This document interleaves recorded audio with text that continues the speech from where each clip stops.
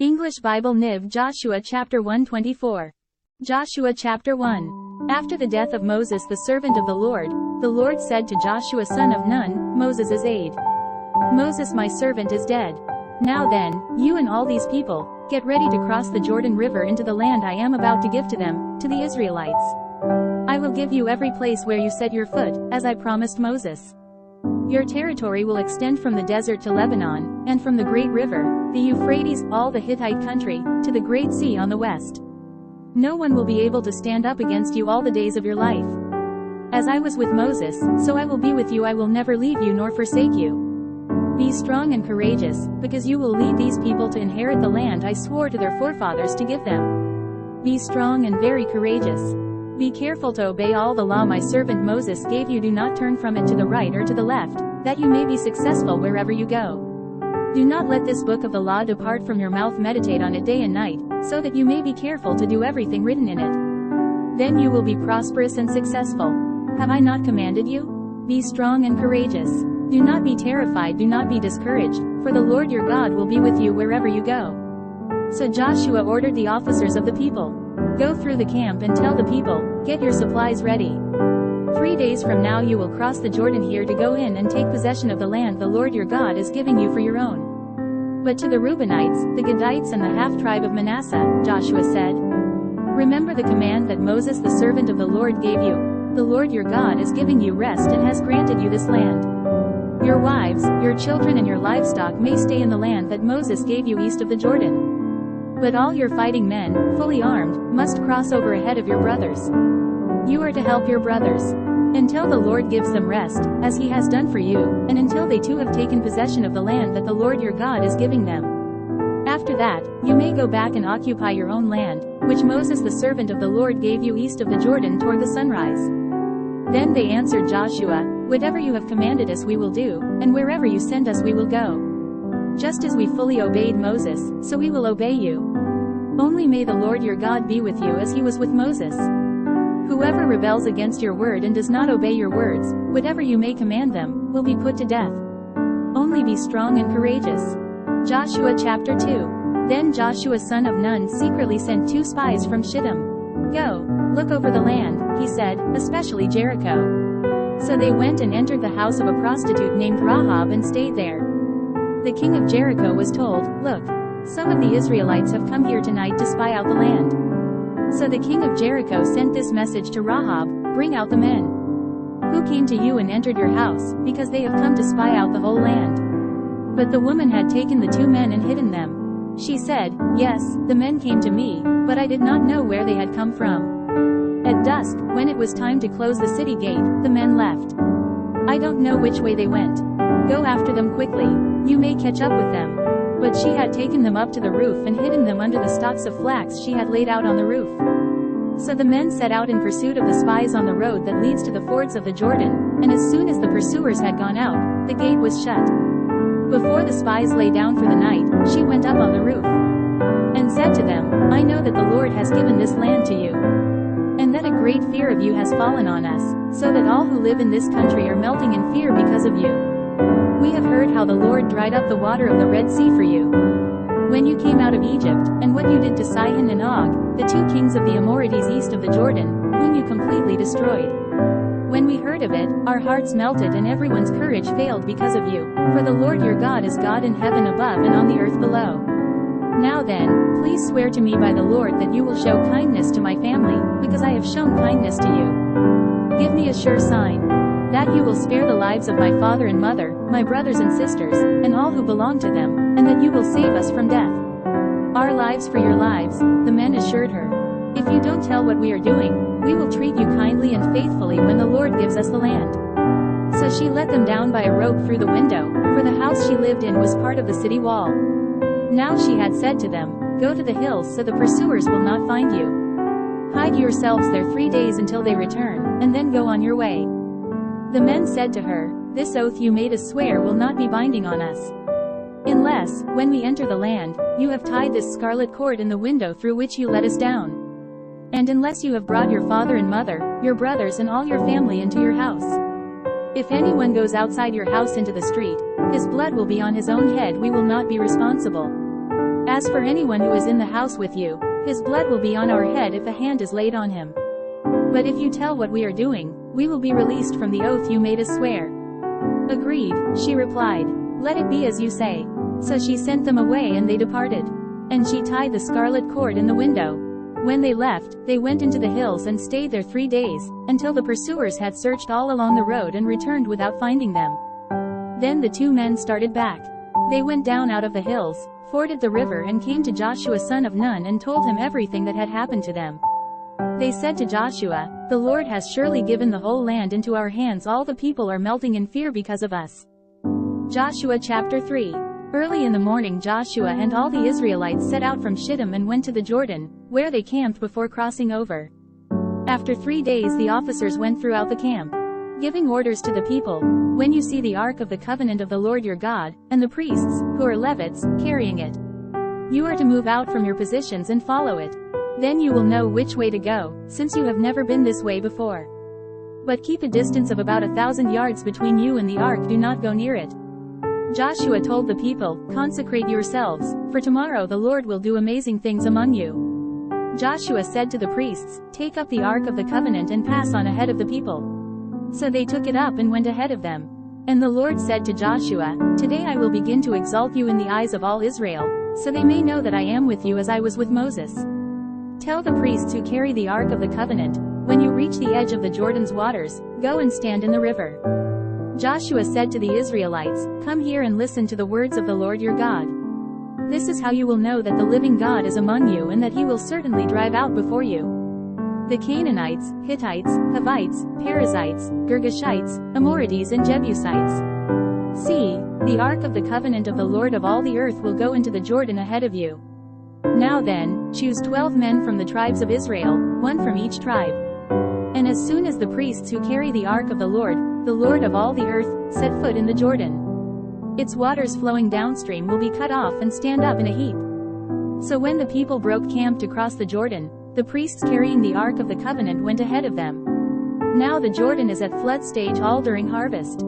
Yet as soon as the priests who carried the ark reached the Jordan and their feet touched the water's edge, the water from upstream stopped flowing. It piled up in a heap a great distance away, at a town called Adam in the vicinity of Zarethan, while the water flowing down to the sea of the Arabah, the salt sea, was completely cut off. So the people crossed over opposite Jericho. The priests who carried the ark of the covenant of the Lord stood firm on dry ground in the middle of the Jordan, while all Israel passed by until the whole nation had completed the crossing on dry ground. Joshua chapter 4. When the whole nation had finished crossing the Jordan, the Lord said to Joshua, "Choose 12 men from among the people, 1 from each tribe. And tell them to take up 12 stones from the middle of the Jordan from right where the priests stood and to carry them over with you and put them down at the place where you stay tonight." So Joshua called together the 12 men he had appointed from the Israelites, 1 from each tribe, and said to them, "Go over before the ark of the Lord your God into the middle of the Jordan. Each of you is to take up a stone on his shoulder, according to the number of the tribes of the Israelites, to serve as a sign among you. In the future, when your children ask you, 'What do these stones mean?' tell them that the flow of the Jordan was cut off before the ark of the covenant of the Lord. When it crossed the Jordan, the waters of the Jordan were cut off. These stones are to be a memorial to the people of Israel forever." So the Israelites did as Joshua commanded them. They took 12 stones from the middle of the Jordan, according to the number of the tribes of the Israelites, as the Lord had told Joshua, and they carried them over with them to their camp, where they put them down. Joshua set up the 12 stones that had been in the middle of the Jordan at the spot where the priests who carried the ark of the covenant had stood. And they are there to this day.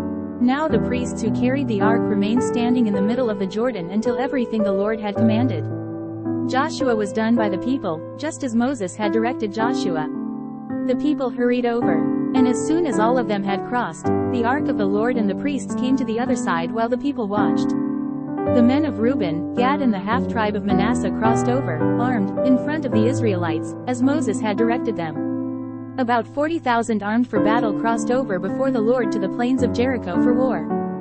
That day the Lord exalted Joshua in the sight of all Israel, and they revered him all the days of his life, just as they had revered Moses. Then the Lord said to Joshua, "Command the priests carrying the ark of the testimony to come up out of the Jordan." So Joshua commanded the priests, "Come up out of the Jordan." And the priests came up out of the river carrying the ark of the covenant of the Lord. No sooner had they set their feet on the dry ground than the waters of the Jordan returned to their place and ran at flood stage as before. On the 10th day of the first month the people went up from the Jordan and camped at Gilgal on the eastern border of Jericho. And Joshua set up at Gilgal the 12 stones they had taken out of the Jordan. He said to the Israelites, "In the future when your descendants ask their fathers, 'What do these stones mean?' tell them, Israel crossed the Jordan on dry ground. For the Lord your God dried up the Jordan before you until you had crossed over. The Lord your God did to the Jordan just what he had done to the Red Sea when he dried it up before us until we had crossed over. He did this so that all the peoples of the earth might know that the hand of the Lord is powerful and so that you might always fear the Lord your God." Joshua chapter 5. Now when all the Amorite kings west of the Jordan and all the Canaanite kings along the coast heard how the Lord had dried up the Jordan before the Israelites until we had crossed over, their hearts melted and they no longer had the courage to face the Israelites. At that time the Lord said to Joshua, "Make flint knives and circumcise the Israelites again." So Joshua made flint knives and circumcised the Israelites at Gibeath-Haraloth. Now this is why he did so. All those who came out of Egypt, all the men of military age, died in the desert on the way after leaving Egypt. All the people that came out had been circumcised, but all the people born in the desert during the journey from Egypt had not. The Israelites had moved about in the desert 40 years until all the men who were of military age when they left Egypt had died, since they had not obeyed the Lord. For the Lord had sworn to them that they would not see the land that he had solemnly promised their fathers to give us, a land flowing with milk and honey. So he raised up their sons in their place, and these were the ones Joshua circumcised. They were still uncircumcised because they had not been circumcised on the way. And after the whole nation had been circumcised, they remained where they were in camp until they were healed. Then the Lord said to Joshua, "Today I have rolled away the reproach of Egypt from you." So the place has been called Gilgal to this day. On the evening of the 14th day of the month, while camped at Gilgal on the plains of Jericho, the Israelites celebrated the Passover. The day after the Passover, that very day, they ate some of the produce of the land, unleavened bread and roasted grain. The manna stopped the day after they ate this food from the land. There was no longer any manna for the Israelites. But that year they ate of the produce of Canaan. Now when Joshua was near Jericho, he looked up and saw a man standing in front of him with a drawn sword in his hand. Joshua went up to him and asked, "Are you for us or for our enemies?" "Neither," he replied, "but as commander of the army of the Lord.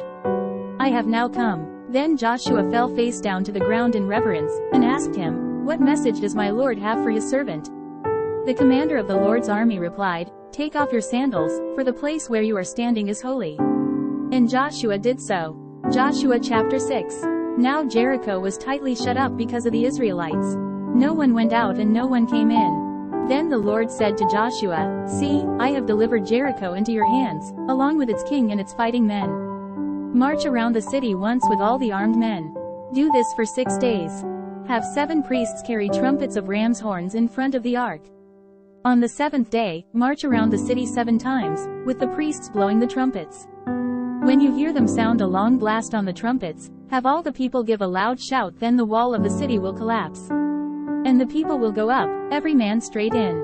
So Joshua son of Nun called the priests and said to them, "Take up the ark of the covenant of the Lord and have 7 priests carry trumpets in front of it." And he ordered the people, "Advance.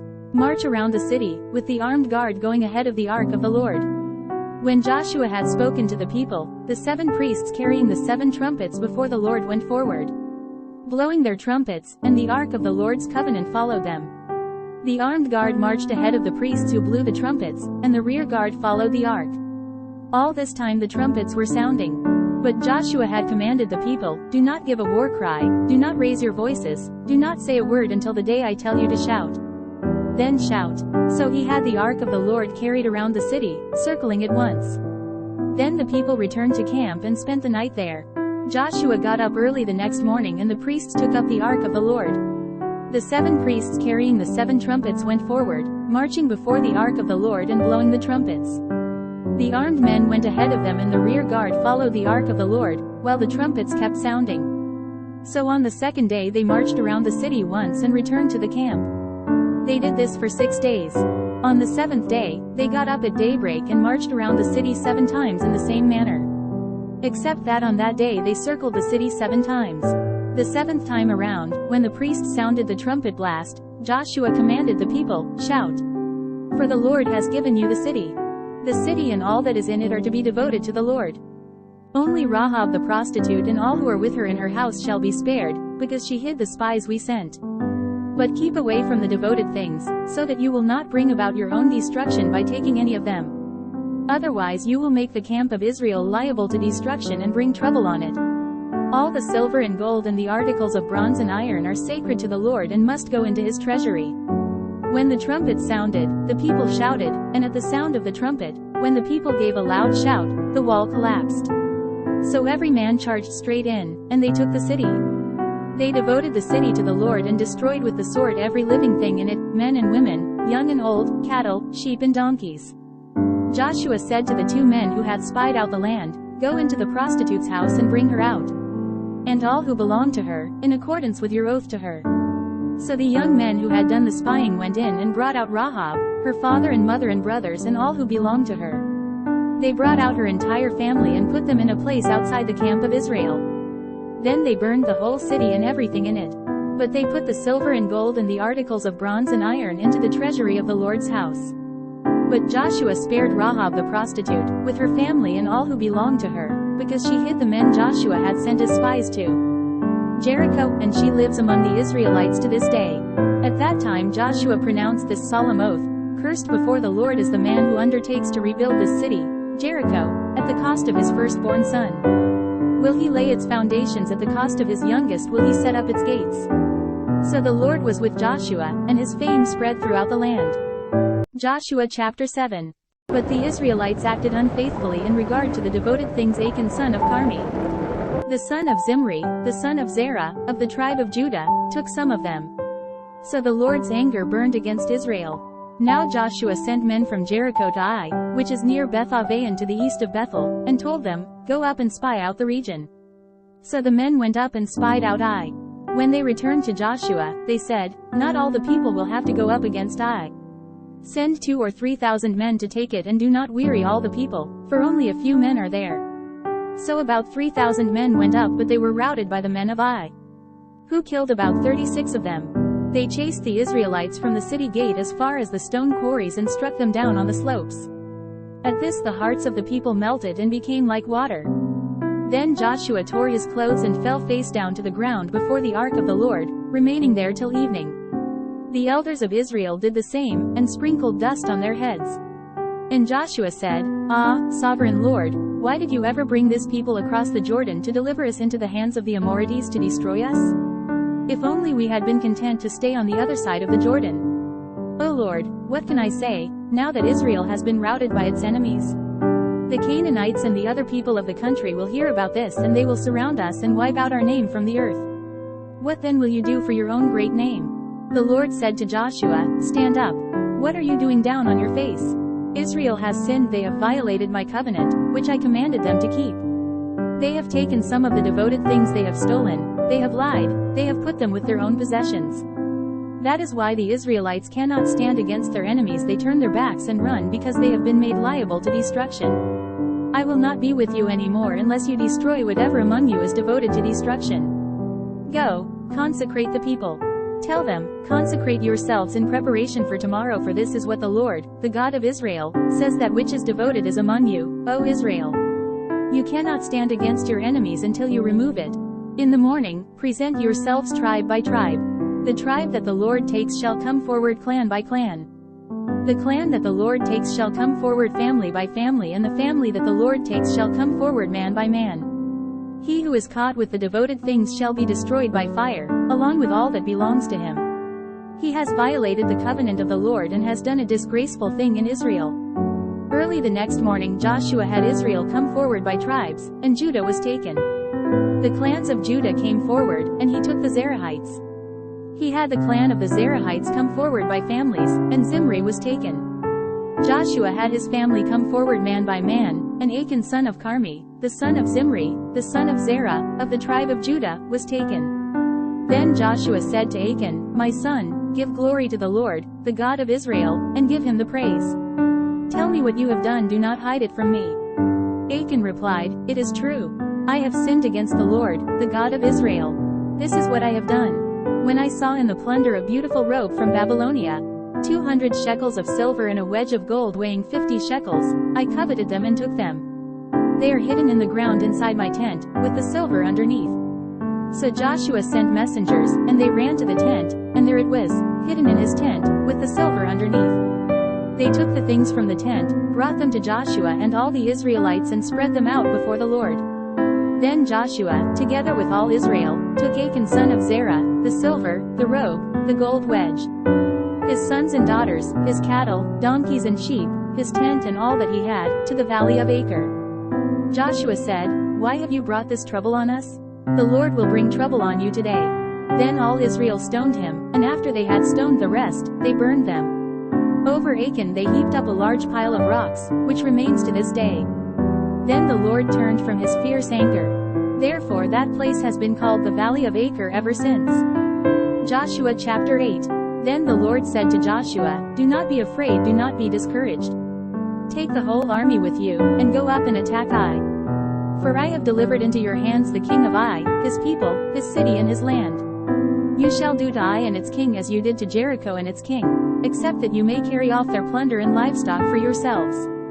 Set an ambush behind the city." So Joshua and the whole army moved out to attack Ai.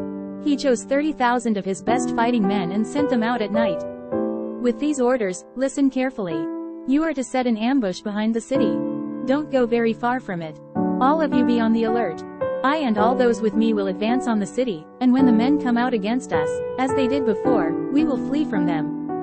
They will pursue us until we have lured them away from the city. For they will say, "They are running away from us as they did before." So when we flee from them, you are to rise up from ambush and take the city. The Lord your God will give it into your hand. When you have taken the city, set it on fire. Do what the Lord has commanded. See to it you have my orders. Then Joshua sent them off, and they went to the place of ambush and lay in wait between Bethel and Ai, to the west of Ai, but Joshua spent that night with the people. Early the next morning Joshua mustered his men, and he and the leaders of Israel marched before them to Ai. The entire force that was with him marched up and approached the city and arrived in front of it. They set up camp north of Ai, with the valley between them and the city. Joshua had taken about 5,000 men and set them in ambush between Bethel and Ai, to the west of the city. They had the soldiers take up their positions, all those in the camp to the north of the city and the ambush to the west of it. That night Joshua went into the valley.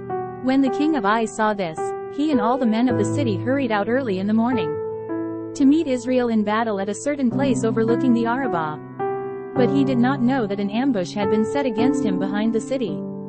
Joshua and all Israel let themselves be driven back before them, and they fled toward the desert. All the men of Ai were called to pursue them, and they pursued Joshua and were lured away from the city. Not a man remained in Ai or Bethel who did not go after Israel. They left the city open and went in pursuit of Israel.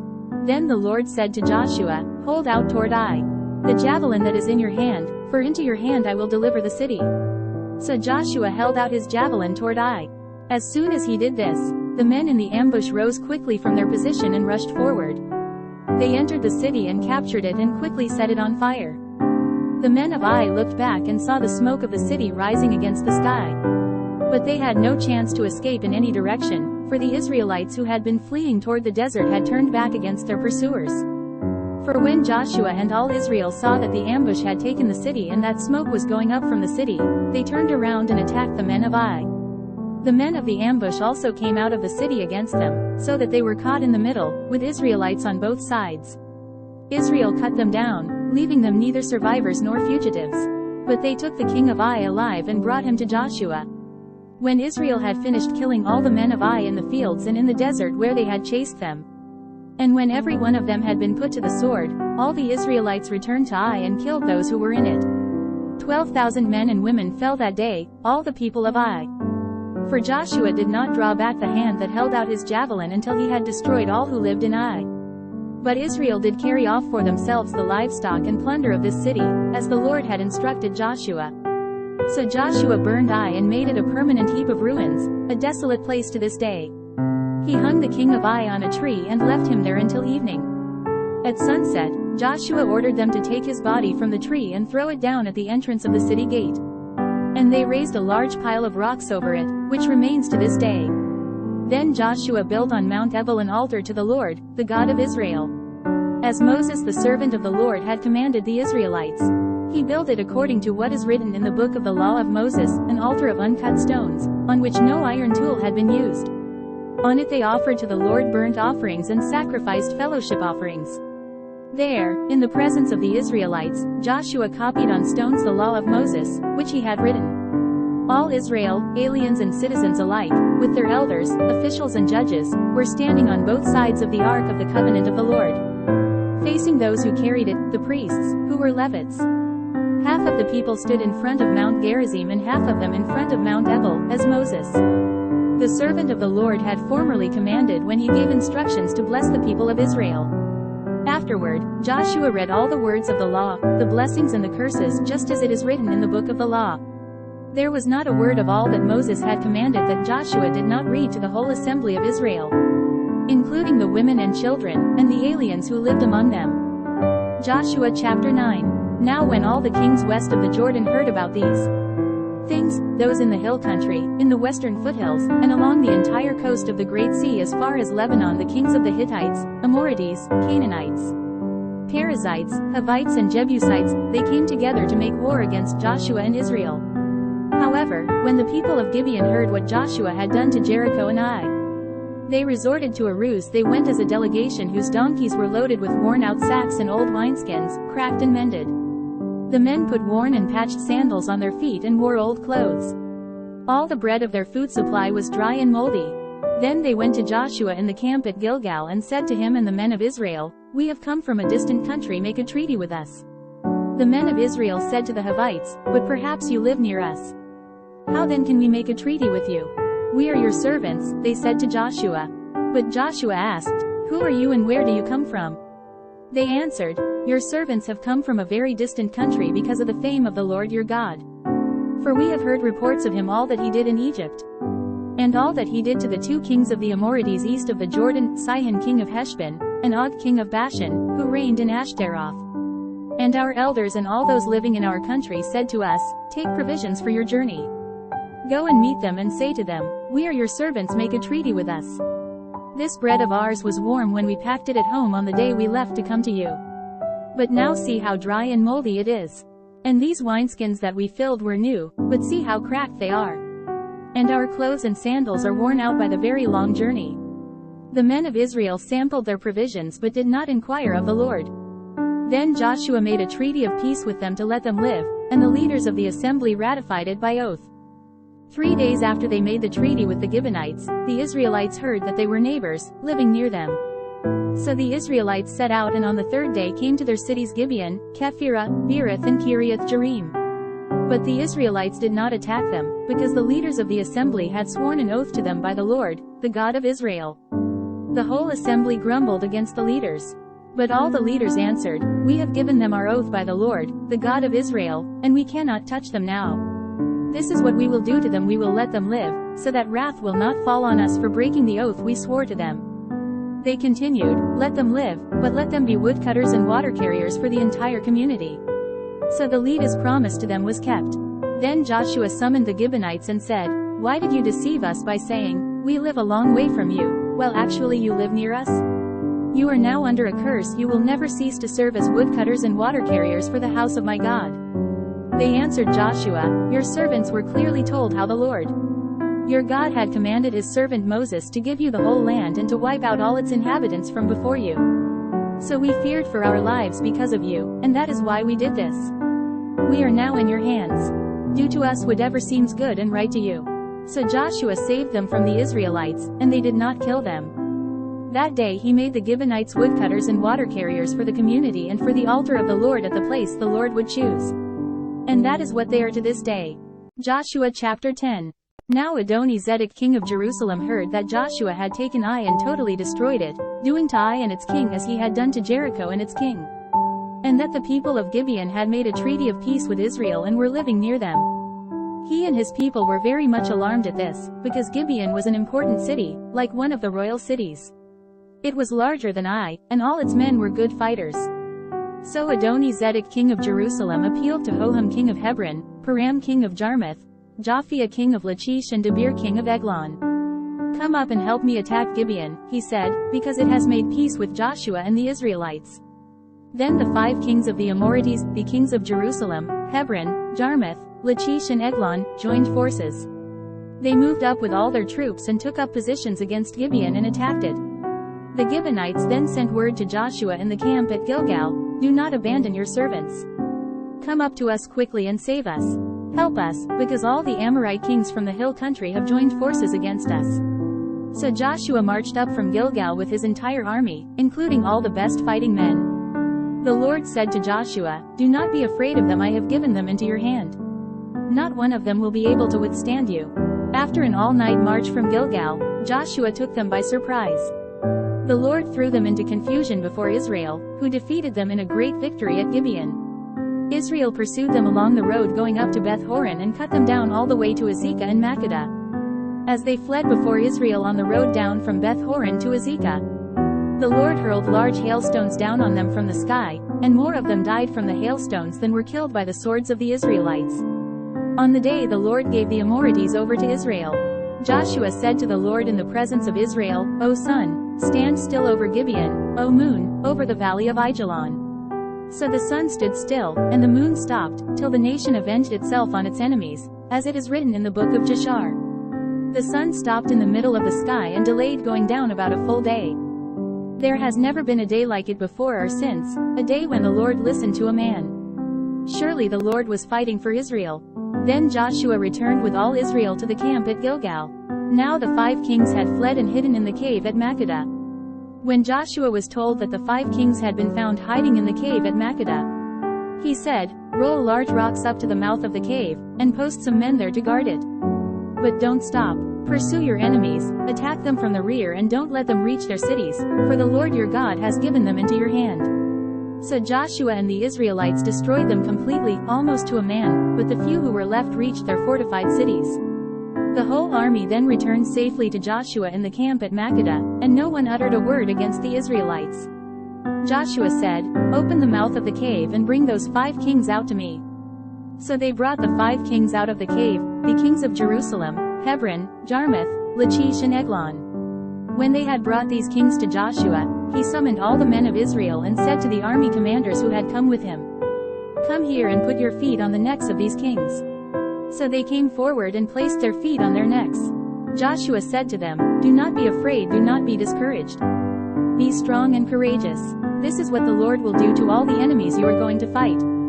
Then Joshua struck and killed the kings and hung them on 5 trees, and they were left hanging on the trees until evening. At sunset Joshua gave the order and they took them down from the trees and threw them into the cave where they had been hiding. At the mouth of the cave they placed large rocks, which are there to this day. That day Joshua took Makkedah. He put the city and its king to the sword and totally destroyed everyone in it. He left no survivors. And he did to the king of Makkedah as he had done to the king of Jericho. Then Joshua and all Israel with him moved on from Makkedah to Libnah and attacked it. The Lord also gave that city and its king into Israel's hand. The city and everyone in it Joshua put to the sword. He left no survivors there. And he did to its king as he had done to the king of Jericho. Then Joshua and all Israel with him moved on from Libnah to Lachish. He took up positions against it and attacked it. The Lord handed Lachish over to Israel, and Joshua took it on the 2nd day.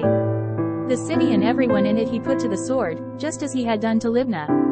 Meanwhile, Horam king of Gezer had come up to help Lachish, but Joshua defeated him and his army, until no survivors were left. Then Joshua and all Israel with him moved on from Lachish to Eglon. They took up positions against it and attacked it. They captured it that same day and put it to the sword and totally destroyed everyone in it, just as they had done to Lachish. Then Joshua and all Israel with him went up from Eglon to Hebron and attacked it. They took the city and put it to the sword, together with its king, its villages and everyone in it. They left no survivors. Just as at Eglon, they totally destroyed it and everyone in it. 1038 Then Joshua and all Israel with him turned around and attacked Debir. They took the city, its king and its villages, and put them to the sword. Everyone in it they totally destroyed. They left no survivors. They did to Debir and its king as they had done to Libnah and its king and to Hebron. So Joshua subdued the whole region, including the hill country, the Negev, the western foothills and the mountain slopes, together with all their kings. He left no survivors. He totally destroyed all who breathed, just as the Lord, the God of Israel, had commanded. Joshua subdued them from Kadesh Barnea to Gaza and from the whole region of Goshen to Gibeon. All these kings and their lands Joshua conquered in one campaign, because the Lord, the God of Israel, fought for Israel. Then Joshua returned with all Israel to the camp at Gilgal. Joshua chapter 11. When Jabin king of Hazor heard of this, he sent word to Jobab king of Madon, to the kings of Shimron and Aksaph, and to the northern kings who were in the mountains, in the Arabah south of Kinnereth, in the western foothills and in Naphath Dor on the west, to the Canaanites in the east and west, to the Amorites, Hittites, Perizzites and Jebusites in the hill country, and to the Hivites below Hermon in the region of Mizpah. They came out with all their troops and a large number of horses and chariots, a huge army, as numerous as the sand on the seashore. All these kings joined forces and made camp together at the waters of Merom, to fight against Israel. The Lord said to Joshua, "Do not be afraid of them, because by this time tomorrow I will hand all of them over to Israel, slain. You are to hamstring their horses and burn their chariots." So Joshua and his whole army came against them suddenly at the waters of Merom and attacked them. And the Lord gave them into the hand of Israel. They defeated them and pursued them all the way to Greater Sidon, to Misrephoth-Maim, and to the valley of Mizpah on the east, until no survivors were left. Joshua did to them as the Lord had directed. He hamstrung their horses and burned their chariots. At that time Joshua turned back and captured Hazor and put its king to the sword. Hazor had been the head of all these kingdoms. Everyone in it they put to the sword. They totally destroyed them, not sparing anything that breathed, and he burned up Hazor itself. Joshua took all these royal cities and their kings and put them to the sword. He totally destroyed them, as Moses the servant of the Lord had commanded. Yet Israel did not burn any of the cities built on their mounds, except Hazor, which Joshua burned. The Israelites carried off for themselves all the plunder and livestock of these cities. But all the people they put to the sword until they completely destroyed them, not sparing anyone that breathed. As the Lord commanded his servant Moses, so Moses commanded Joshua, and Joshua did it. He left nothing undone of all that the Lord commanded Moses. So Joshua took this entire land, the hill country, all the Negev, the whole region of Goshen, the western foothills, the Arabah and the mountains of Israel with their foothills, from Mount Halak, which rises toward Seir, to Baal-Gad in the valley of Lebanon below Mount Hermon. He captured all their kings and struck them down, putting them to death. Joshua waged war against all these kings for a long time. Except for the Hivites living in Gibeon, not one city made a treaty of peace with the Israelites, who took them all in battle. For it was the Lord himself who hardened their hearts to wage war against Israel, so that he might destroy them totally, exterminating them without mercy, as the Lord had commanded Moses. At that time Joshua went and destroyed the Anakites from the hill country from Hebron, Debir and Anab, from all the hill country of Judah, and from all the hill country of Israel. Joshua totally destroyed them and their towns. No Anakites were left in Israelite territory. Only in Gaza, Gath and Ashdod did any survive. So Joshua took the entire land, just as the Lord had directed Moses, and he gave it as an inheritance to Israel according to their tribal divisions. Then the land had rest from war. Joshua chapter 12. These are the kings of the land whom the Israelites had defeated and whose territory they took over east of the Jordan, from the Arnon Gorge to Mount Hermon, including all the eastern side of the Arabah. Sihon king of the Amorites, who reigned in Heshbon. He ruled from Aroer on the rim of the Arnon Gorge, from the middle of the gorge, to the Jabbok River, which is the border of the Ammonites. This included half of Gilead. He also ruled over the eastern Arabah from the Sea of Kinnereth to the Sea of the Arabah, the Salt Sea, to Beth Jeshemeth, and then southward below the slopes of Pisgah, and the territory of Og king of Bashan, one of the last of the Rephet, who reigned in Ashtaroth and Edrei. He ruled over Mount Hermon, Selekah, all of Bashan to the border of the people of Geshur and Makkah, and half of Gilead to the border of Sihon king of Heshbon. Moses, the servant of the Lord, and the Israelites conquered them. And Moses the servant of the Lord gave their land to the Reubenites, the Gadites and the half-tribe of Manasseh to be their possession.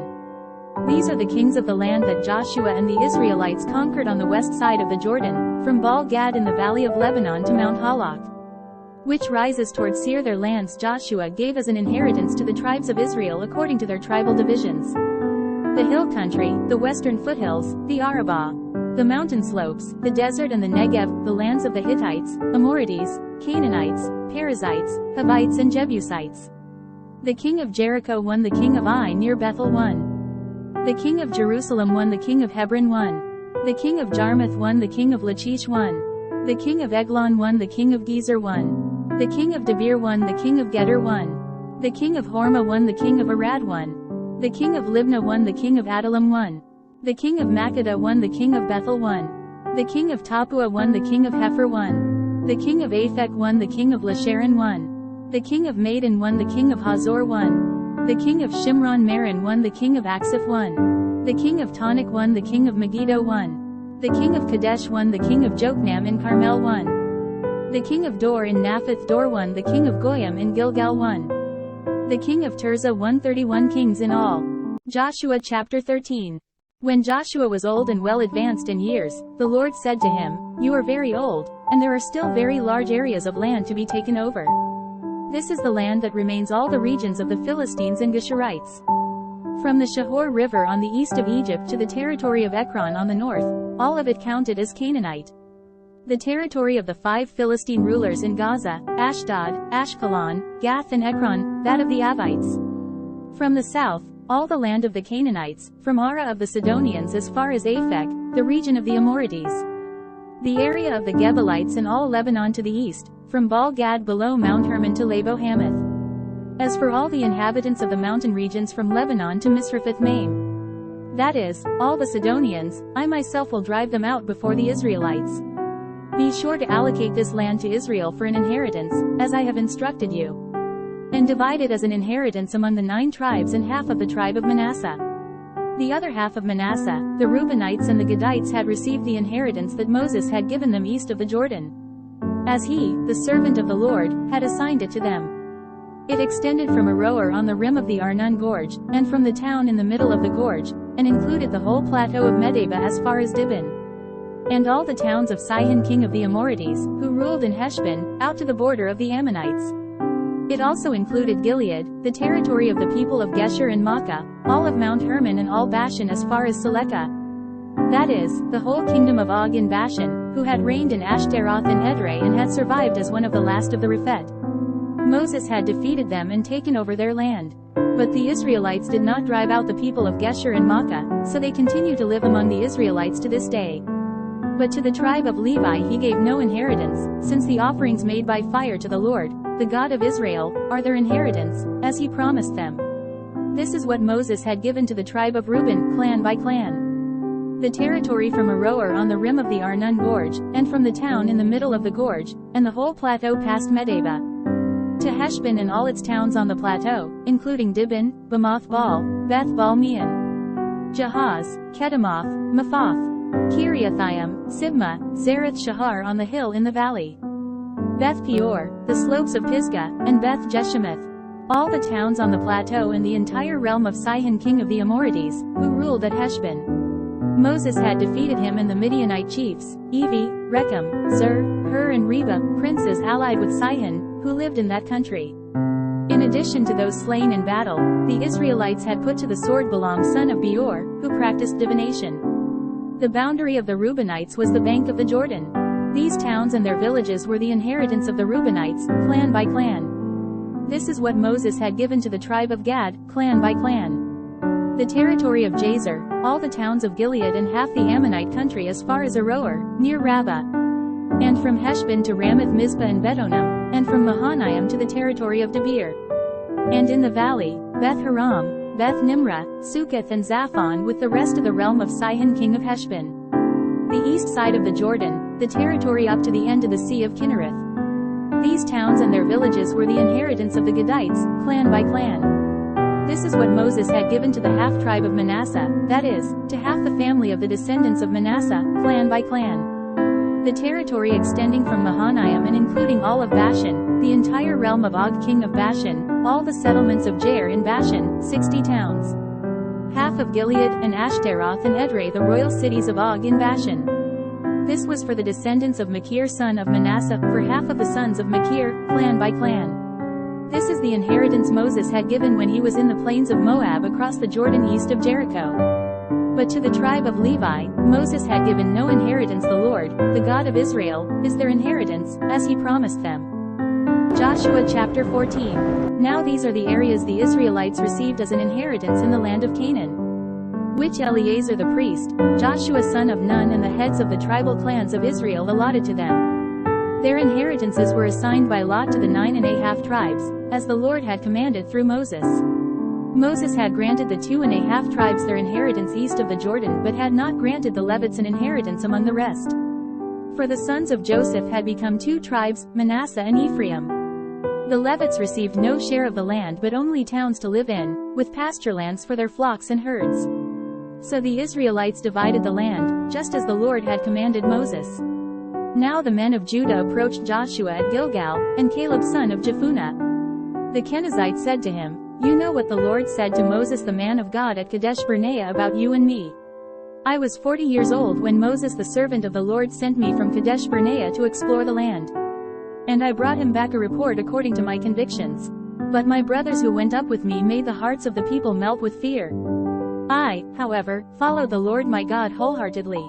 So on that day Moses swore to me, 'The land on which your feet have walked will be your inheritance and that of your children forever. Because you have followed the Lord my God wholeheartedly.' Now then, just as the Lord promised, he has kept me alive for 45 years since the time he said this to Moses, while Israel moved about in the desert. So here I am today, 85 years old. I am still as strong today as the day Moses sent me out. I'm just as vigorous to go out to battle now as I was then. Now give me this hill country that the Lord promised me that day. You yourself heard then that the Anakites were there and their cities were large and fortified, but, the Lord helping me, I will drive them out just as he said." Then Joshua blessed Caleb son of Jephunneh and gave him Hebron as his inheritance. So Hebron has belonged to Caleb son of Jephunneh the Kenizzite ever since, because he followed the Lord, the God of Israel, wholeheartedly. Hebron used to be called Kiriath Arba after Arba, who was the greatest man among the Anakites. Then the land had rest from war. Joshua chapter 15. The allotment for the tribe of Judah, clan by clan, extended down to the territory of Edom, to the desert of Zin in the extreme south. Their southern boundary started from the bay at the southern end of the Salt Sea, crossed south of Scorpion Pass, continued on to Zin and went over to the south of Kadesh Barnea. Then it ran past Hezron up to Adar and curved around to Karka. It then passed along to Asman and joined the Wadi of Egypt, ending at the sea. This is their southern boundary. The eastern boundary is the Salt Sea as far as the mouth of the Jordan. The northern boundary started from the Bay of the Sea at the mouth of the Jordan, went up to Beth Hogla and continued north of Beth Arabah to the stone of Bohan son of Reuben. The boundary then went up to Debir from the valley of Acre and turned north to Gilgal, which faces the pass of Adumim south of the gorge. It continued along to the waters of En Shemesh and came out at En Rogel. Then it ran up the valley of Ben Hinnom along the southern slope of the Jebusite city that is, Jerusalem. From there it climbed to the top of the hill west of the Hinnom valley at the northern end of the valley of Rephaim. From the hilltop the boundary headed toward the spring of the waters of Nephtoah, came out at the towns of Mount Ephron and went down toward Bala that is, Kiriath Jearim. Then it curved westward from Bala to Mount Seir, ran along the northern slope of Mount Jearim that is, Kesalon, continued down to Beth Shemesh and crossed to Timnah. It went to the northern slope of Ekron, turned toward Shikharan, passed along to Mount Bala and reached Jabneel. The boundary ended at the sea. The western boundary is the coastline of the Great Sea. These are the boundaries around the people of Judah by their clans. In accordance with the Lord's command to him, Joshua gave to Caleb son of Jephunneh a portion in Judah, Kiriath Arba, that is, Hebron. Arba was the forefather of Anak. From Hebron Caleb drove out the 3 Anakites, Sheshai, Ahiman and Talmai, descendants of Anak. From there he marched against the people living in Debir, formerly called Kiriath Sepher. And Caleb said, "I will give my daughter Aksa in marriage to the man who attacks and captures Kiriath Sepher." Othniel son of Kenaz, Caleb's brother, took it, so Caleb gave his daughter Aksa to him in marriage. One day when she came to Othniel, she urged him to ask her father for a field. When she got off her donkey, Caleb asked her, "What can I do for you?" She replied, "Do me a special favor. Since you have given me land in the Negev, give me also springs of water." So Caleb gave her the upper and lower springs. This is the inheritance of the tribe of Judah, clan by clan. The southernmost towns of the tribe of Judah in the Negev toward the boundary of Edom were Kabzeel, Ader, Jagur, Kinna, Dimona, Adada, Kadesh, Hazor, Ithnan, Ziph, Telem, Beloth, Hazor Hadatah, Kerioth Hezron, that is, Hazor, Amam, Shema, Melada, Hazar Gada, Heshman, Beth Pelet, Hazar Shual, Beersheba, Biziothia Bala, Eam, Ezem, Eltolad, Kessel, Horma, Ziklag, Madmana, Sansana, Labath, Shilhim, Ain and Rimmon, a total of 29 towns and their villages. In the western foothills Eshtaol, Zorah, Ashna, Zanoah, En-Ganim, Tapua, Enam, Jarmuth, Adullam, Soko, Azekah, Sharaim, Adithaim and Gedera or Gederathaim, 14 towns and their villages. Zanon, Hadasha, Migdal-Gad, Daleen, Mizpah, Joktheel, Lachish, Bozkath, Eglon, Cabin, Lamas, Kitlish, Gederoth, Beth Dagon, Nama and Makkedah, 16 towns and their villages. Libnah, Ether, Ashan, Iphta, Ashna, Nezib, Kala, Asisib and Marishah, 9 towns and their villages. Ekron, with its surrounding settlements and villages. West of Ekron, all that were in the vicinity of Ashdod, together with their villages. Ashdod, its surrounding settlements and villages, in Gaza, its settlements and villages, as far as the Wadi of Egypt and the coastline of the Great Sea. In the hill country Shamir, Jattir, Soko, Dana, Kiriath Sana, that is, Debir, Anab, Eshtemo, Anam, Goshen, Holon and Gilo, 11 towns and their villages. Arab, Duma, Ashan, Janam, Beth Tapua, Aphekah, Humta, Kiriath Arba, that is, Hebron and Zir, 9 towns and their villages. Maon, Carmel, Ziph, Judah, Jezreel, Jokdeam, Zanoah, Cain, Gibeah and Timnah, 10 towns and their villages. Halal, Beth Zur, Gedor, Marath, Beth Anath and Eltekon, 6 towns and their villages. Kiriath Baal, that is, Kiriath Jearim and Rabbah, 2 towns and their villages. In the desert Beth Arabah, Middin, Sakaka, Nibshan, the city of Salt and En-Gedi, 6 towns and their villages. Judah could not dislodge the Jebusites, who were living in Jerusalem to this day. The Jebusites lived there with the people of Judah. Joshua chapter 16. The allotment for Joseph began at the Jordan of Jericho, east of the waters of Jericho, and went up from there through the desert into the hill country of Bethel. It went on from Bethel, that is, Luz, crossed over to the territory of the Arkites in Adaroth, descended westward to the territory of the Japhletites as far as the region of Lower Beth Horon and on to Gezer, ending at the sea. So Manasseh and Ephraim, the descendants of Joseph, received their inheritance. This was the territory of Ephraim, clan by clan. The boundary of their inheritance went from Adaroth Adar in the east to Upper Beth Horon, and continued to the sea. From Mikmetheth on the north it curved eastward to Tanath Shiloh, passing by it to Genoa on the east. Then it went down from Genoa to Adaroth and Nara, touched Jericho and came out at the Jordan. From Tapua the border went west to the Kana ravine and ended at the sea. This was the inheritance of the tribe of the Ephraimites, clan by clan. It also included all the towns and their villages that were set aside for the Ephraimites within the inheritance of the Manassites. They did not dislodge the Canaanites living in Gezer. To this day the Canaanites live among the people of Ephraim but are required to do forced labor. Joshua chapter 17. This was the allotment for the tribe of Manasseh as Joseph's firstborn, that is, for Machir, Manasseh's firstborn. Machir was the ancestor of the Gileadites, who had received Gilead and Bashan because the Machirites were great soldiers. So this allotment was for the rest of the people of Manasseh, the clans of Abiezer, Helik, Azriel, Shechem, Hefer and Shemitah. These are the other male descendants of Manasseh son of Joseph by their clans. Now Zelophehad son of Hefer, the son of Gilead, the son of Machir, the son of Manasseh, had no sons but only daughters, whose names were Mahlah, Noah, Hoglah, Milcah and Tirzah. They went to Eleazar the priest, Joshua son of Nun, and the leaders and said, "The Lord commanded Moses to give us an inheritance among our brothers." So Joshua gave them an inheritance along with the brothers of their father, according to the Lord's command. Manasseh's share consisted of 10 tracts of land besides Gilead and Bashan east of the Jordan, because the daughters of the tribe of Manasseh received an inheritance among the sons. The land of Gilead belonged to the rest of the descendants of Manasseh. The territory of Manasseh extended from Asher to Mikmetheth east of Shechem. The boundary ran southward from there to include the people living at En-Tapua. Manasseh had the land of Tapua, but Tapua itself, on the boundary of Manasseh, belonged to the Ephraimites. Then the boundary continued south to the Kana ravine. There were towns belonging to Ephraim lying among the towns of Manasseh, but the boundary of Manasseh was the northern side of the ravine and ended at the sea. On the south the land belonged to Ephraim, on the north to Manasseh. The territory of Manasseh reached the sea and bordered Asher on the north and Issachar on the east. Within Issachar and Asher, Manasseh also had Beth-shan, Ibelim and the people of Dor, Endor, Tanakh and Megiddo, together with their surrounding settlements. The third in the list is Naphath. Yet the Manassites were not able to occupy these towns, for the Canaanites were determined to live in that region. However, when the Israelites grew stronger, they subjected the Canaanites to forced labor but did not drive them out completely. The people of Joseph said to Joshua, "Why have you given us only one allotment and one portion for an inheritance?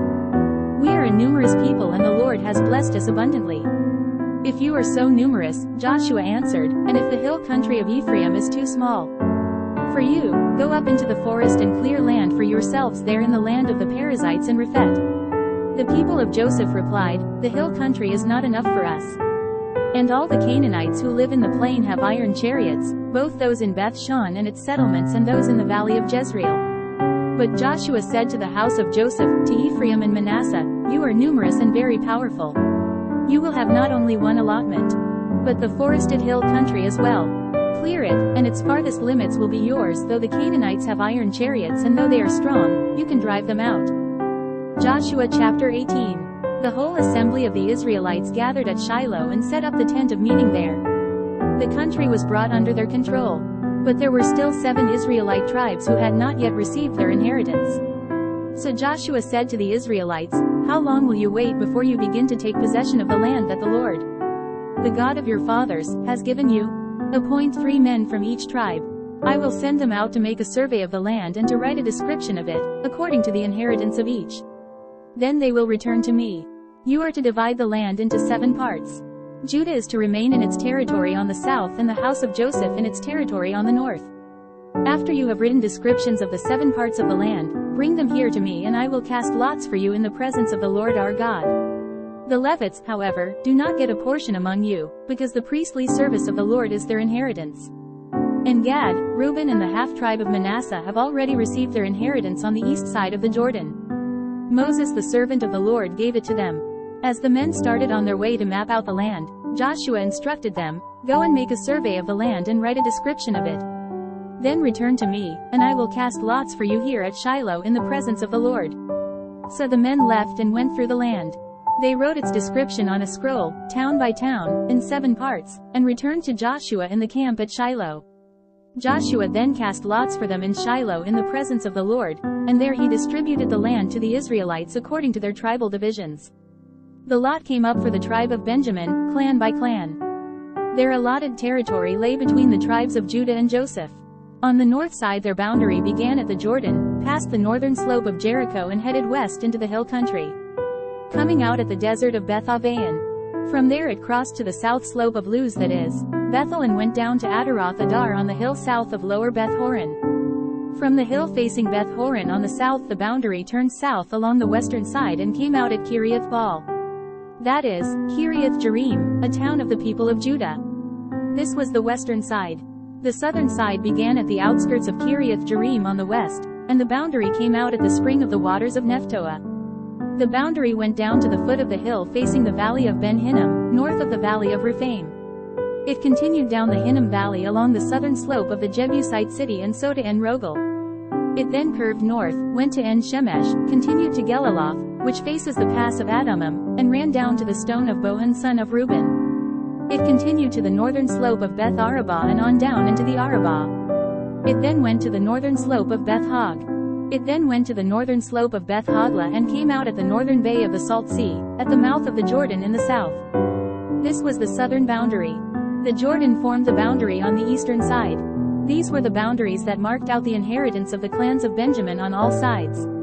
The tribe of Benjamin, clan by clan, had the following cities: Jericho, Beth Hogla, Emek Keziz, Beth Arabah, Zemaraim, Bethel, Avim, Para, Ophrah, Kephar Ammoni, Ophni and Geba, 12 towns and their villages. Gibeon, Ramah, Beerith, Mizpah, Kephirah, Mazah, Rechem, Erpeel, Tarala, 1 Zelah, Halef, the Jebusite city that is, Jerusalem, Gibeah and Kiriath, 14 towns and their villages. This was the inheritance of Benjamin for its clans. Joshua chapter 19. The second lot came out for the tribe of Simeon, clan by clan. Their inheritance lay within the territory of Judah. It included Beersheba or Sheba, Melada, Hazar-Shual, Bala, Ezem, Eltolad, Bethel, Hormah, Ziklag, Beth-Markaboth, Hazar-Susa, Beth-Labath and Sharuan, 13 towns and their villages. Ain, Rimmon, Ether and Ashan, 4 towns and their villages. And all the villages around these towns as far as Baalath-Beer Ramah in the Negev. This was the inheritance of the tribe of the Simeonites, clan by clan. The inheritance of the Simeonites was taken from the share of Judah, because Judah's portion was more than they needed. So the Simeonites received their inheritance within the territory of Judah. The third lot came up for Zebulun, clan by clan. The boundary of their inheritance went as far as Sarid. Going west it ran to Maralah, touched Dabbasheth, and extended to the ravine near Jokneam. It turned east from Sarid toward the sunrise to the territory of Kisloth-Tabor and went on to Debareth and up to Japhia. Then it continued eastward to Gath-Hefer and Eth-Kazin. It came out at Rimmon and turned toward Neah. There the boundary went around on the north to Hanathon and ended at the valley of Iphtahel. Included were Kadesh, Nahalal, Shimron, Idalah and Bethlehem. There were 12 towns and their villages. These towns and their villages were the inheritance of Zebulun, clan by clan. The fourth lot came out for Issachar, clan by clan. Their territory included Jezreel, Kesaloth, Shunem, Hapharaim, Shean, Anaharath, Rabbath, Kishan, Ebez, Remoth, En-Ganim, En-Haddah and Beth-Pazzez. The boundary touched Tabor, Shahazumah and Beth-Shemesh, and ended at the Jordan.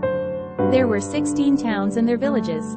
These towns and their villages were the inheritance of the tribe of Issachar, clan by clan. The fifth lot came out for the tribe of Asher, clan by clan. Their territory included Helkath, Pali, Bedin, Akseph, Alamelech, Amad and Mishal. On the west the boundary touched Carmel and Shahor-Libnath. It then turned east toward Beth-Dagon, touched Zebulun in the valley of Iphtahel, and went north to Beth-Emek and Neel, passing Kabul on the left. It went to Abdon, Rehob, Hammon and Cana, as far as Greater Sidon. The boundary then turned back toward Ramah and went to the fortified city of Tyre, turned toward Hosa and came out at the sea in the region of Asisib, Ummah, Aphek and Rehob. There were 22 towns and their villages. These towns and their villages were the inheritance of the tribe of Asher, clan by clan. The sixth lot came out for Naphtali, clan by clan. Their boundary went from Heleph and the large tree in Zananim, passing Adami-Nekeb and Jabneel to Lacham and ending at the Jordan. The boundary ran west through Aznoth-Tabor and came out at Hukkok. It touched Zebulun on the south, Asher on the west and the Jordan on the east. The fortified cities were Ziddim, Zeir, Hamath, Rakkath, Kinnereth, Adamah, Ramah, Hazor, Kadesh, Edrei, En-Hazor, Iron, Migdal-El, Horem, Beth-Anath and Beth-Shemesh. There were 19 towns and their villages. These towns and their villages were the inheritance of the tribe of Naphtali, clan by clan. The seventh lot came out for the tribe of Dan, clan by clan. The territory of their inheritance included Zorah, Eshtaol, Ir-Shemesh, Shalabin, Aijalon, Ithla, Elon, Timnah, Ekron, Eltekah, Gibbethon, Baalath, Jehud, Bene-Berak, Gath-Rimmon, Me-Jarkon and Rakkon, with the area facing Joppa. But the Danites had difficulty taking possession of their territory, so they went up and attacked Leshem, took it, put it to the sword and occupied it. They settled in Leshem and named it Dan after their forefather. These towns and their villages were the inheritance of the tribe of Dan, clan by clan. When they had finished dividing the land into its allotted portions, the Israelites gave Joshua son of Nun an inheritance among them, as the Lord had commanded. They gave him the town he asked for, Timnath-Serah in the hill country of Ephraim. And he built up the town and settled there. These are the territories that Eleazar the priest, Joshua son of Nun, and the heads of the tribal clans of Israel assigned by lot at Shiloh in the presence of the Lord at the entrance to the tent of meeting. And so they finished dividing the land. Joshua chapter 20. Then the Lord said to Joshua, "Tell the Israelites to designate the cities of refuge, as I instructed you through Moses, so that anyone who kills a person accidentally and unintentionally may flee there and find protection from the avenger of blood." When he flees to one of these cities, he is to stand in the entrance of the city gate and state his case before the elders of that city. Then they are to admit him into their city and give him a place to live with them. If the avenger of blood pursues him, they must not surrender the one accused, because he killed his neighbor unintentionally and without malice aforethought. He is to stay in that city until he has stood trial before the assembly and until the death of the high priest who is serving at that time. Then he may go back to his own home in the town from which he fled. So they set apart Kadesh in Galilee in the hill country of Naphtali, Shechem in the hill country of Ephraim, and Kiriath Arba. That is, Hebron in the hill country of Judah. On the east side of the Jordan of Jericho they designated Bezer in the desert on the plateau in the tribe of Reuben, Ramoth in Gilead, in the tribe of Gad, and Golan in Bashan in the tribe of Manasseh. Any of the Israelites or any alien living among them, who killed someone accidentally could flee to these designated cities and not be killed by the avenger of blood prior to standing trial before the assembly. Joshua chapter 21. Now the family heads of the Levites approached Eleazar the priest, Joshua son of Nun, and the heads of the other tribal families of Israel, at Shiloh in Canaan, and said to them, "The Lord commanded through Moses that you give us towns to live in, with pasture lands for our livestock." So, as the Lord had commanded, the Israelites gave the Levites the following towns and pasture lands out of their own inheritance. The first lot came out for the Kohathites, clan by clan. The Levites who were descendants of Aaron the priest were allotted 13 towns from the tribes of Judah, Simeon and Benjamin. The rest of Kohath's descendants were allotted 10 towns from the clans of the tribes of Ephraim, Dan and half of Manasseh.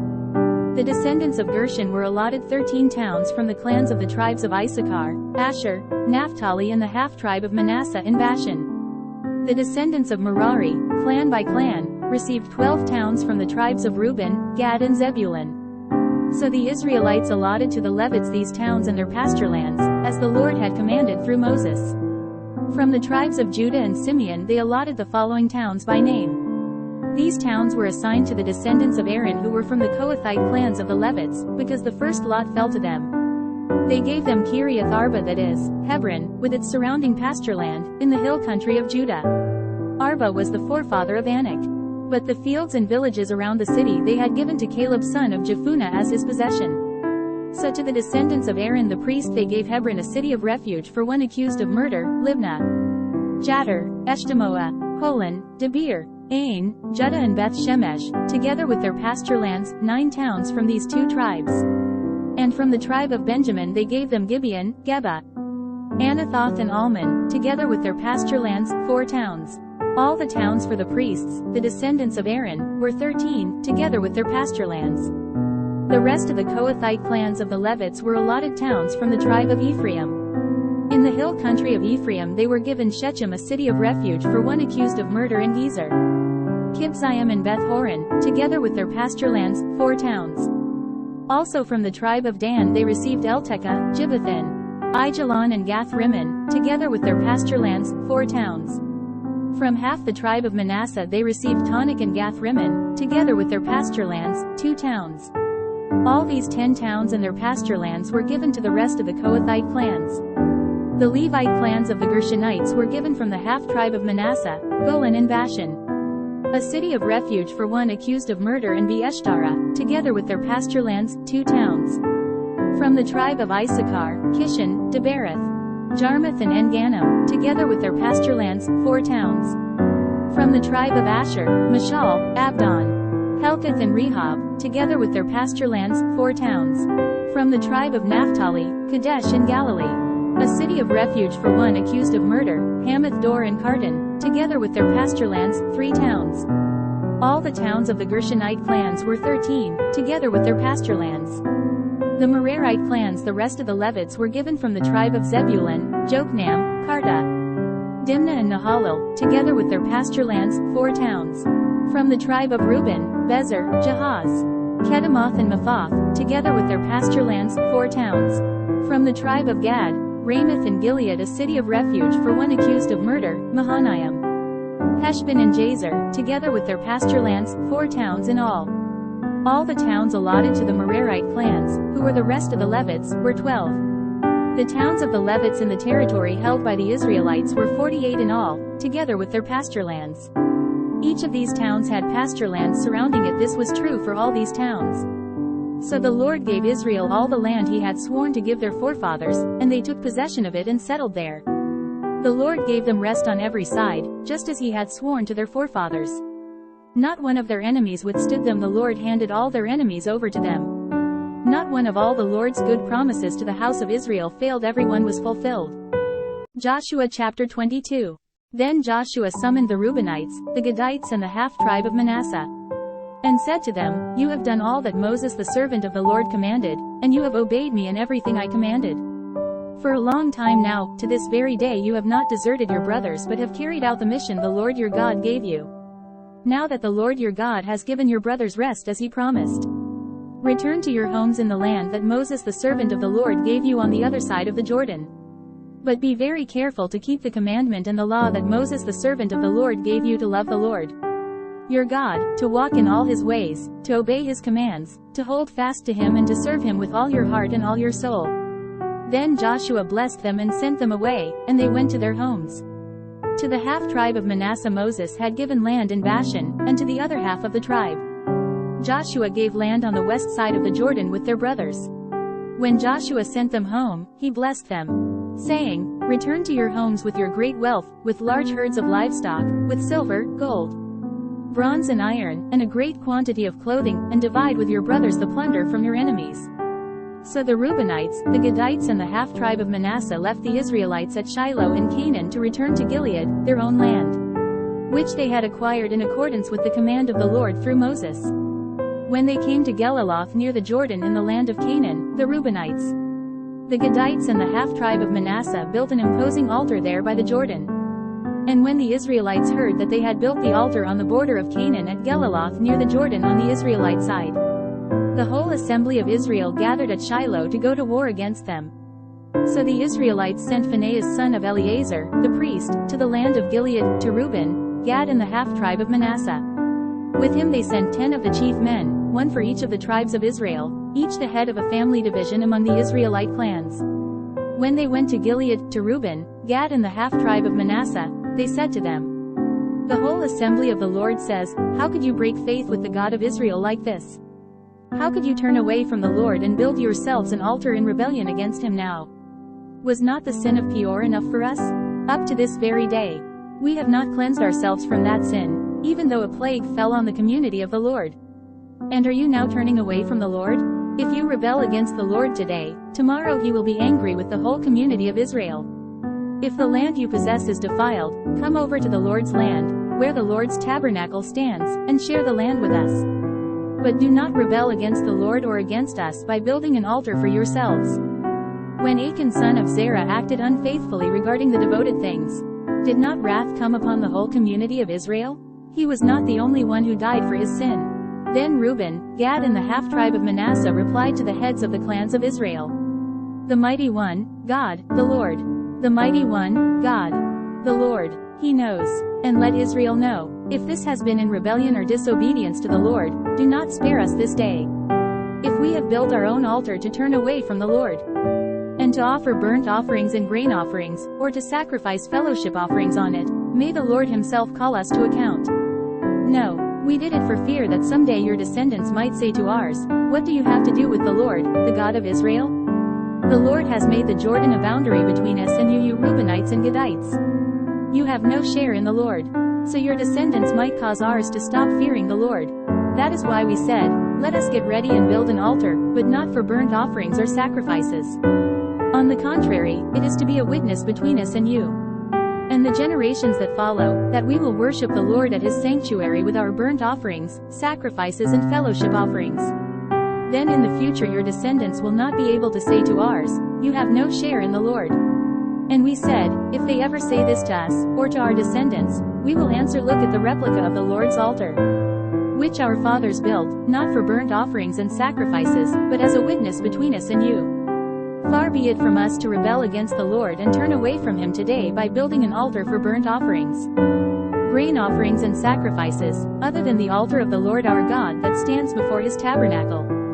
When Phinehas the priest and the leaders of the community, the heads of the clans of the Israelites, heard what Reuben, Gad and Manasseh had to say, they were pleased. And Phinehas son of Eleazar, the priest, said to Reuben, Gad and Manasseh, today we know that the Lord is with us, because you have not acted unfaithfully toward the Lord in this matter. Now you have rescued the Israelites from the Lord's hand. Then Phinehas son of Eleazar, the priest, and the leaders returned to Canaan from their meeting with the Reubenites and Gadites in Gilead and reported to the Israelites. They were glad to hear the report and praised God. And they talked no more about going to war against them to devastate the country where the Reubenites and the Gadites lived. And the Reubenites and the Gadites gave the altar this name, a witness between us that the Lord is God. Joshua chapter 23. After a long time had passed and the Lord had given Israel rest from all their enemies around them, Joshua, by then old and well advanced in years, summoned all Israel, their elders, leaders, judges and officials, and said to them, I am old and well advanced in years. You yourselves have seen everything the Lord your God has done to all these nations. For your sake it was the Lord your God who fought for you. Remember how I have allotted as an inheritance for your tribes all the land of the nations that remain, the nations I conquered between the Jordan and the Great Sea in the west. The Lord your God himself will drive them out of your way. He will push them out before you, and you will take possession of their land, as the Lord your God promised you. Be very strong, be careful to obey all that is written in the book of the law of Moses, without turning aside to the right or to the left. Do not associate with these nations that remain among you. Do not invoke the names of their gods or swear by them. You must not serve them or bow down to them. But you are to hold fast to the Lord your God, as you have until now. The Lord has driven out before you great and powerful nations. To this day no one has been able to withstand you. One of you routs 1,000, because the Lord your God fights for you, just as he promised. So be very careful to love the Lord your God. But if you turn away and ally yourselves with the survivors of these nations that remain among you, and if you intermarry with them and associate with them, then you may be sure that the Lord your God will no longer drive out these nations before you. Instead, they will become snares and traps for you, whips on your backs and thorns in your eyes, until you perish from this good land, which the Lord your God has given you. Now I am about to go the way of all the earth. You know with all your heart and soul that not one of all the good promises the Lord your God gave you has failed. Every promise has been fulfilled, not one has failed. But just as every good promise of the Lord your God has come true, so the Lord will bring on you all the evil he has threatened, until he has destroyed you from this good land he has given you. If you violate the covenant of the Lord your God, which he commanded you, and go and serve other gods and bow down to them, the Lord's anger will burn against you, and you will quickly perish from the good land he has given you. Joshua chapter 24. Then Joshua assembled all the tribes of Israel at Shechem. He summoned the elders, leaders, judges and officials of Israel, and they presented themselves before God. Joshua said to all the people, This is what the Lord, the God of Israel, says, Long ago your forefathers, including Terah, the father of Abraham and Nahor, lived beyond the river and worshipped other gods. But I took your father Abraham from the land beyond the river and led him throughout Canaan and gave him many descendants. I gave him Isaac, and to Isaac the first gave Jacob and Esau.